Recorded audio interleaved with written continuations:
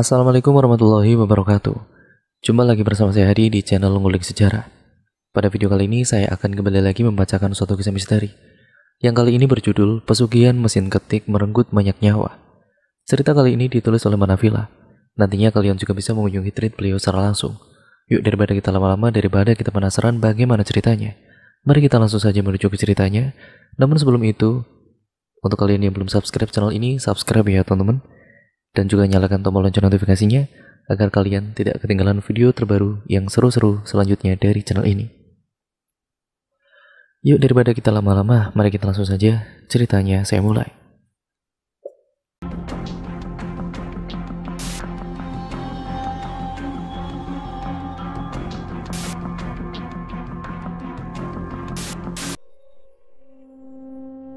Sebuah keluarga yang hidup serba berkecukupan dengan anggota keluarga yang berjumlah 4 orang. Pak Jiwa, ayah Ferry, yang bekerja keras dari usia muda hingga sekarang ini. Dari mulai usaha kecil-kecilan sampai akhirnya ia bisa membangun sebuah perusahaan yang cukup sangat besar untuk mencukupi kebutuhan keluarganya tentunya. Laki-laki yang sudah berusia 50 tahun itu dikenal dengan sosok yang baik hati dan berwibawa serta jiwa sosialnya yang begitu tinggi. Sampai pada satu waktu, di siang hari Ferry sekeluarga panik bukan main. Ayahnya tiba-tiba tidak sadarkan diri. Ferry dan keluarga langsung menelepon ambulan untuk membawanya ke rumah sakit. Namun semuanya sia-sia. Ayah Ferry dinyatakan meninggal dunia beberapa jam setelah masuk ke ruang ICU. Kejadian itu memberikan duka yang mendalam kepada keluarga Ferry. Ayahnya adalah seorang panutan bagi semua orang. Ferry tidak bisa menyangkal hal itu. Dia tahu bagaimana perjuangan ayahnya membangun perusahaan perangkat komputer hingga sebesar ini. Tidak hanya itu, ayah Ferry adalah sosok yang baik hati dan dermawan. Semua karyawannya mengamini itu. Tidak pernah sekalipun ayah Ferry telat membayar gaji karyawannya. Bahkan beberapa dari mereka pun sering mendapatkan bonus jika kinerjanya itu bagus. Kini sosok itu telah tiada. Dengan meninggalnya ayah Ferry, perusahaan juga kehilangan pemimpinnya. Inilah yang ditakutkan oleh Ferry. Sore itu, sebelum ayahnya meninggal, mereka bercengkerama bersama dan ayahnya Ferry memberikan surat wasiat kepada keluarganya. Surat itu berisikan permintaan yang jelas. Ayahnya ingin Ferry melanjutkan bisnisnya. Permintaan itu sempat membuat kaget keluarganya, pasalnya Ferry adalah anak bungsu dari 2 bersaudara. Semua orang percaya kalau kakak laki-lakinya Aryo lebih pantas mengisi jabatan itu. Tapi baik ibu maupun kakak Ferry tidak bisa berbuat apa-apa karena surat wasiat itu sudah diputuskan dengan mutlak. Saat surat itu dibacakan, terlihat sekali wajah kesal Aryo. Ferry memahami sikap kakaknya itu ya karena ia pernah mencuri dengar kalau kakaknya sudah mempersiapkan diri menjadi pengganti ayah. Ferry memang paling dekat dengan ayahnya dibandingkan Aryo. Mungkin itu alasannya mengapa ayah Ferry lebih memilih dia daripada kakaknya. Tapi Ferry tetap merasa ragu karena dia tidak memiliki kemampuan hebat sehebat ayahnya dalam memimpin perusahaan itu. Ferry hanya lulusan sarjana informatika yang tidak tahu dunia bisnis itu bagaimana. Setelah 1 bulan, keraguan Ferry ternyata benar. Dia memaki dirinya sendiri karena tidak becus mengurusi perusahaan. Mulai dari produksi yang berantakan, sampai keuangan perusahaan yang menurun. Mungkin kalau Ferry tidak segera berbenah, perusahaan yang sudah dibangun dengan susah payah oleh ayahnya itu akan kolaps. Ketidakbecusan Ferry itu ternyata dihembus oleh Aryo. Kakak laki-laki yang sudah termakan api cemburu karena tidak dipilih sebagai penerus ayahnya itu terus mengolok-olok kinerjanya yang jelek di setiap pertemuan keluarga. Aryo bahkan tidak sudi memberikan ilmu yang sudah dipelajarinya untuk membimbing Ferry. Ferry merasa bodoh sekali, ia sudah kehilangan kepercayaan kepada kemampuan dirinya. Ia jadi sering stres kala itu. Bahkan setelah banyak meminum pil penenang, Ferry tetap saja tidak bisa mengendalikan diri. "Bagaimana ini mah?" tanya Ferry yang duduk di sofa seberang. "Aku sudah tidak bisa mempertahankan perusahaan ayah," sambung Ferry sambil menghela nafas. Mama dan juga kakak laki-lakinya hanya terdiam mendengar penjelasan Ferry. Yang terdengar hanya detak jam dinding yang terus berputar. Saat itu tidak ada yang bisa mengusulkan ide untuk mempertahankan perusahaan ayahnya Ferry yang dibangun dari nol itu. Impian Ferry untuk membangun perusahaan itu agar lebih besar lagi sudah pupus. Sang kakak yaitu Aryo sudah terlihat bodoh amat. Ia sudah sangat kecewa dengan Ferry. Tidak ada pilihan lain selain menerima kenyataan bahwa mereka sebentar lagi akan mengalami kebangkrutan. Bisnis keluarga yang sudah bertahun-tahun lamanya dibangun dengan kerja keras sang ayah, kini raib ditelan kegagalan. Mamanya kini harus bisa mandiri dengan bisnis kuliner yang baru saja dirintisnya. Sementara Ferry tidak tahu harus berbuat apa. Selama hidupnya, tidak pernah sekalipun ia belajar tentang berbisnis, apalagi memikirkan masa depan, karena Ferry berpikir sudah memiliki seorang ayah yang kaya raya. Aryo yang sudah menelan kekecewaan dari sang adik. Kesehariannya hanya foya-foya dan menghabiskan uang tabungannya. Namun kenyataannya menampar keluarganya. Saat itu juga perusahaan sang ayah bangkrut. Selain tidak punya tabungan, Ferry sendiri juga tidak bisa meminta modal lagi ataupun modal usaha kepada mamanya. Ya karena keluarga Ferry berada di ujung tanduk. Ferry tidak punya pilihan lain selain mencari cara untuk bertahan hidup. Suatu hari Aryo sang kakak bertemu seorang teman lama. Melihat kondisinya yang sudah tidak sekaya dulu, ia justru prihatin. Ya ampun Ar, kamu kok kayak gini sekarang? Mal mobil yang selalu kamu pamerkan itu, ledek Tio. Ayahku bangkrut yuk. Aku sudah tidak bisa bergaya lagi seperti dulu, jawab Aryo tertunduk. Kasihan sekali kamu. Tenang Ar, kalau kamu kesusahan, aku bisa bantu kamu. Bantu kayak gimana yuk? Tanya Aryo penasaran. Ia kemudian menyarankan Aryo untuk melakukan pesugihan. Namun syaratnya, Aryo ini harus menubalkan seseorang dari keluarganya. Ah, aku tidak bisa kalau harus mengorbankan keluarga aku yuk, kata Aryo. Itu mah gampang. Kamu tinggal mencari keluarga baru aja Ar, jawab Tio sambil mengangkat alisnya. Keluarga baru? Tanyanya dengan bingung. Aryo belum mengerti maksud Tio waktu itu. Saat Aryo memberitahukan rencana tersebut ke keluarganya, mereka langsung setuju. Selain membutuhkan uang untuk membayar hutang, mereka sebetulnya juga butuh untuk bertahan hidup dan membangkitkan lagi perusahaan sang ayah. Terlihat memalukan saja ketika seorang konglomerat tiba-tiba terlihat makan di warung, atau Aryo yang biasa membawa mobil mewah kini hanya berkeliling membawa motor. Saat bertemu Tio saja, Aryo mati-matian menahan rasa malunya. Namun kini semuanya akan berubah seperti semula. Aryo, Ferry, dan sang mama sepakat untuk melakukan pesugihan yang disarankan oleh Tio. Mereka hanya perlu menambah anggota keluarga baru saja agar tidak ada keluarganya yang dari mereka itu yang celaka. Setelah melakukan diskusi yang sangat panjang, semua setuju untuk menikahkan Aryo dengan seorang perempuan. Meski Aryo belum tertarik untuk menjalin hubungan, semua ini akan ia lakukan demi keluarganya. Aryo sendiri sudah ikhlas jika Ferry yang memimpin perusahaan itu, asal dirinya bisa hidup damai, berkelimang harta tanpa susah payah bekerja. Kali ini mama yang akan mengatur perjodohan dengan salah satu anak temannya. Aryo sudah matang memikirkan jalan keluar dari masalah ini. Satu-satunya harapan untuk mempertahankan perusahaan sekaligus mengembalikan harga dirinya hanyalah pesugihan. Esoknya Ferry dan Aryo memutuskan untuk mendatangi dukun. Setelah menceritakan kondisi keluarganya, dukun yang ia datangi itu mengatakan jenis pesugihan yang cocok untuk mereka. Kau hanya perlu mendatangi kantor lama ayahmu. Di sana cari mesin ketik kuno yang disimpan ayahmu di dalam sebuah kotak. Mesin ketik kuno itu membantumu menghilangkan pesaing bisnis perusahaan, kata dukun itu. Maksudnya bagaimana, Mbah? Tanya Ferry dengan bingung. Jadi, kalau kamu ingin keuangan perusahaan kamu stabil, kamu harus menyingkirkan satu persatu pesaing yang ada. Caranya? Ya, caranya kamu tinggal ketikkan saja nama pesaing bisnis yang mau kamu singkirkan di mesin ketik itu. Ingat, lakukan itu saat malam Jumat Kliwon saja, jelas Mbak Dukun.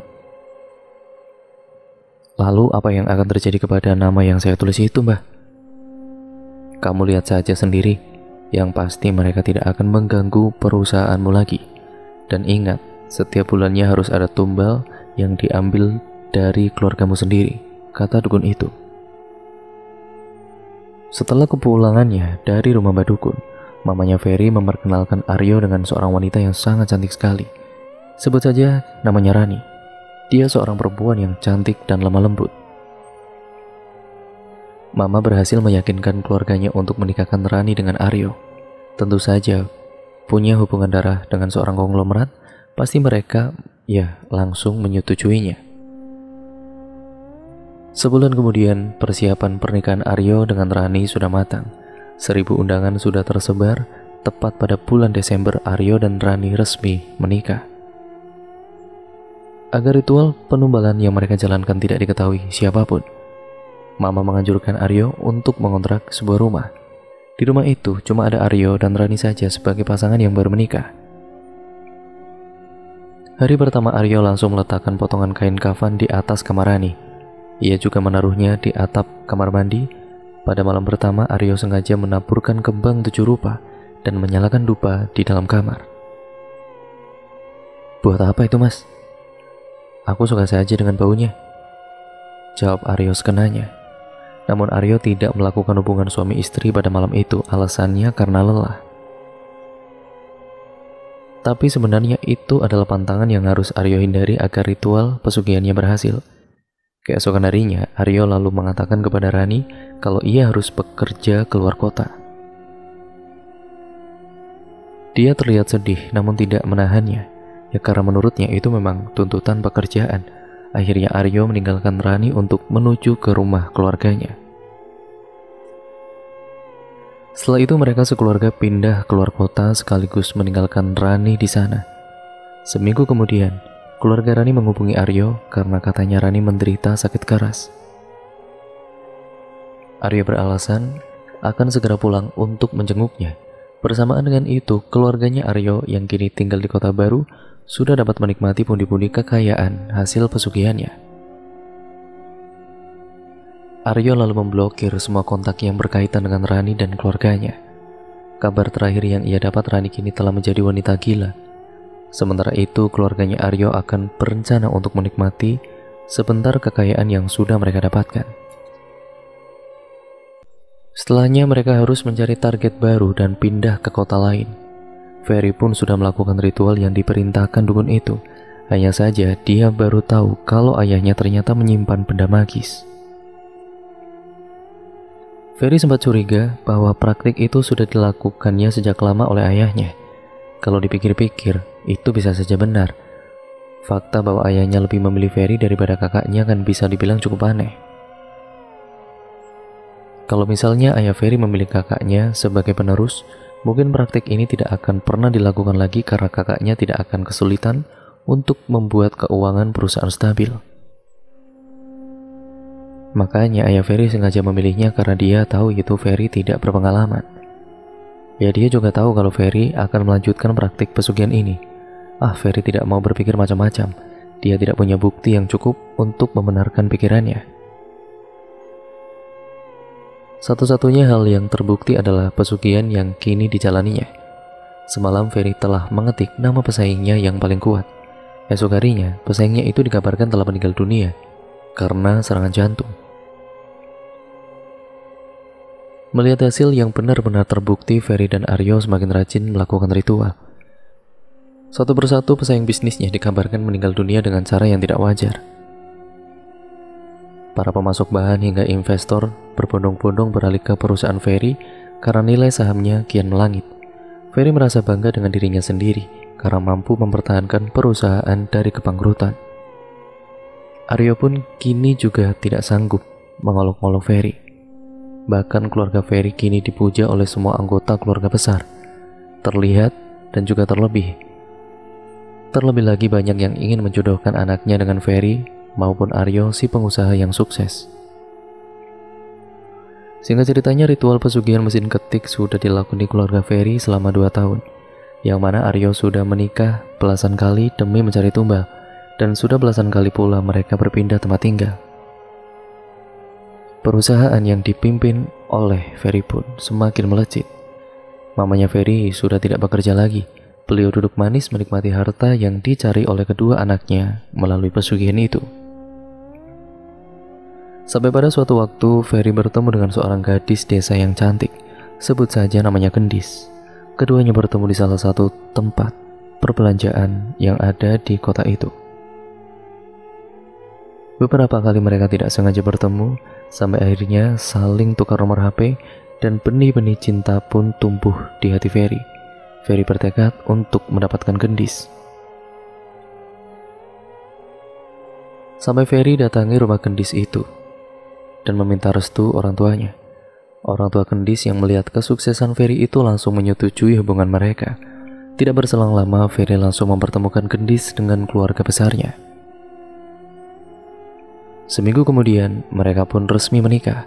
Namun beberapa hari setelah ia menikah, Ferry harus menerima kenyataan bahwa Jin yang diasuh olehnya mulai mencari tumbal lagi. Sang istri tercintalah meninggal dunia karena serangan jantung.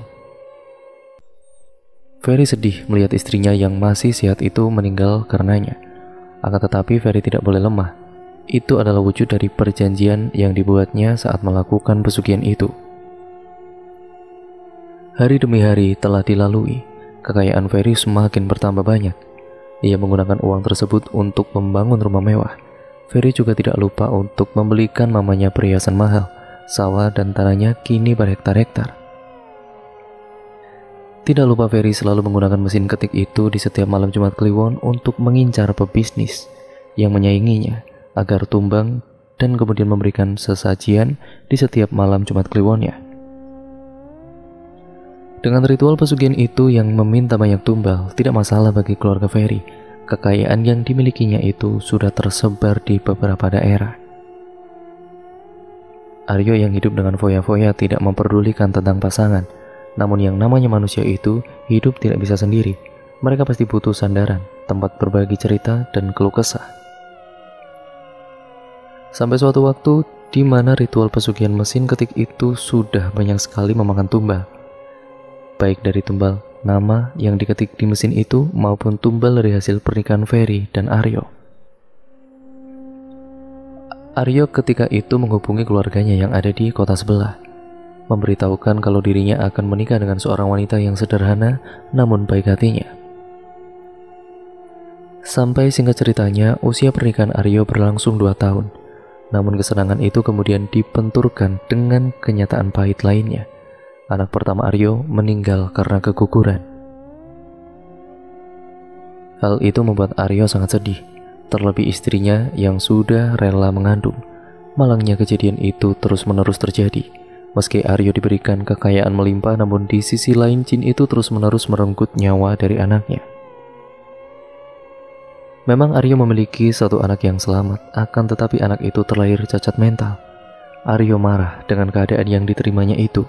Ia kesal dan mogok memberikan sesajen kepada jin tersebut. Aryo berharap jin itu berhenti mengambil satu persatu anaknya. Namun keinginan Aryo itu tidak terkabul. Anaknya yang mengalami cacat mental pun meninggal dunia. Ia bahkan harus mengalami penderitaan lainnya walaupun Ferry tetap melakukan ritual. Namun di perjanjian awal keduanya harus sama-sama melakukan ritual dan memberikan sesajen. Jika tidak, maka kabar buruk akan menimpa keluarga mereka sendiri. Aryo yang tidak memberikan sesajen dan rupanya jin pesugihan itu marah besar atas perlakuan Aryo.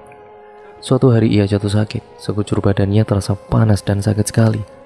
Rasanya seperti ditusuk-tusuk dengan besi yang runcing, yang ujungnya sangat panas. Keadaan itu membuat Aryo lemah dan hanya bisa berbaring di tempat tidur. Berminggu-minggu ia tidur di kasurnya sampai akhirnya Ferry mendapatkan kabar dari istri Aryo kalau Aryo sakit dan sekarang keadaannya memprihatinkan. Ferry dan sang mamah pun buru-buru pergi ke kediamannya Aryo. Betapa kagetnya mereka melihat keadaan Aryo yang sudah seperti mayat hidup. Pasti Mas Aryo melanggar pantangannya, makanya seperti ini, ucap Ferry di dalam hati. Mamanya pun tidak bisa berkata-kata. beliau hanya bisa menghela nafas panjang. Ia tahu semua itu ulah jin peliharaan keluarganya yang belum diketahui oleh istrinya Aryo. Sampai 2 minggu kemudian Aryo dinyatakan meninggal dunia dengan keadaan yang sangat mengenaskan. Jenazahnya yang selalu mengeluarkan bau amis dengan tubuh yang berair. Entah dibayar berapa, sampai akhirnya para warga itu mau mengurus jenazahnya Aryo. Di balik itu semua, lagi dan lagi Ferry dan mamanya kejatuhan uang yang begitu banyak. Akan tetapi kebanggaan itu tidak bertahan lama. Saat itu istrinya Aryo sedang berkunjung ke rumah mertuanya dan selama beberapa hari dia menginap di sana.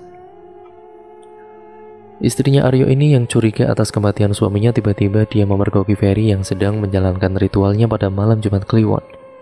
Istrinya Aryo memerhatikan apa yang diperbuat adik iparnya itu dengan hati-hati. Sekarang giliran kamu, Bejo, yang harus mati. Kamu adalah pesaing terakhir yang akan kusingkirkan, dan aku akan menjadi pengusaha paling besar di dunia ini. Kata Ferry seusai melakukan ritual. Sesuatu sedang menyala di kepala istrinya Aryo. Ternyata yang membunuh semua pesaing bisnis perusahaan ayam mertuanya adalah adik iparnya sendiri. Istrinya Aryo muntap, ia merasa dibodohi. Ia tidak rela kemampuan sampah keluarganya suaminya itu bisa menjadikan mereka kaya raya dan mengorbankan banyak orang lagi. Lantas istrinya Aryo bergegas menuju ruangan itu saat Ferry sudah menyelesaikan urusannya. Ia berdiri tepat di depan mesin ketik kuno tempat adik iparnya berdiri tadi.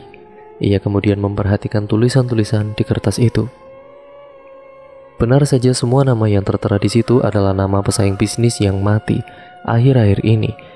Dan tidak lupa, nama mantan istrinya mereka turut ada di sana, serta nama anaknya Aryo pun dengan jelas tertulis.